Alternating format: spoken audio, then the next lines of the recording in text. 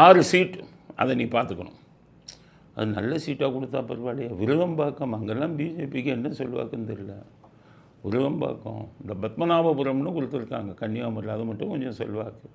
மற்றபடி காரைக்குடி, இது விருகம்பாக்கம், ஸ்ரீவைகுண்டம் இந்த மாதிரி கொடுத்துருக்காங்க.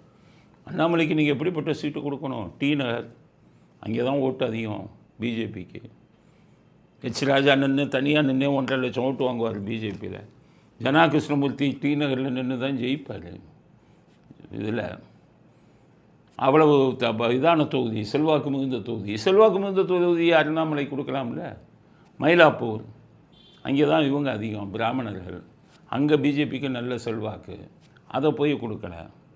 ஆக இப்போ திருநெல்வேலி, தென்காசி, இங்கெல்லாம் பிஜேபிக்கு தனியாக ஓட்டு இருக்குது. அதெல்லாம் கொடுக்காம அது ஓட்டு அதிகம் இல்லாத இடத்துல போய் அவருக்கு கொடுத்துருக்காங்க. ரெண்டாவது அண்ணாமலைக்கும் அதிமுகவுக்கும் 7ஆம் பொருத்தம். அவங்கெல்லாம் இது பண்ணி செய்ய மாட்டாங்க. அதனால் அவருக்கு ஏன் இந்த மாதிரி சீட்டை கொடுத்தீங்க? இல்லை பேருக்கு அவர் டம்மி மாதிரி யூஸ் பண்ணி உனக்கும் அதிகாரம் கொடுக்குறோன்னு கொடுக்குறாங்களா அப்படிங்கிறது தெரியலை.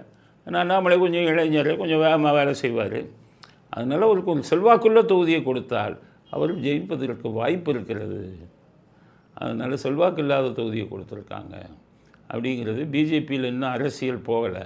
எவ்வளவோ இந்த பிஜேபி மாதிரி அரசியல் லோக்கல் பாலிட்டிக்ஸ் எந்த கட்சியிலும் இல்லை.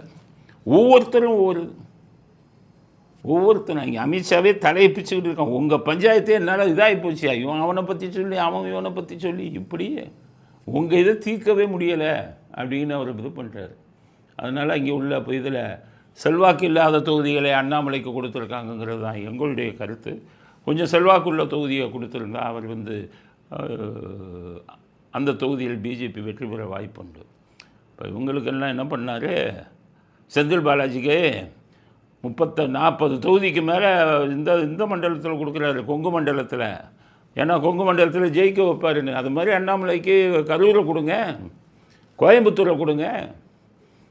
கோயம்புத்தூர்லாம் பிஜேபிக்கு அதிக செல்வாக்கு இருக்குல்ல. ஜெயிக்கும் தொகுதிகளை கொடுக்காமல் கொடுத்துருக்காங்க. இது உள்கட்சி பூசலை காட்டுகிறது பாஜகவில். அதனால் ஸ்டாலினை இது பண்ணணும், ஆட்சி விட்டு தூக்கணும். அதுக்கான வேலைகளை பாருங்கள். பிஜேபிக்கு சொல்கிறேன், அரசியல் வேண்டாம், உட்கட்சி பாலிட்டிக்ஸ் வேண்டாம்.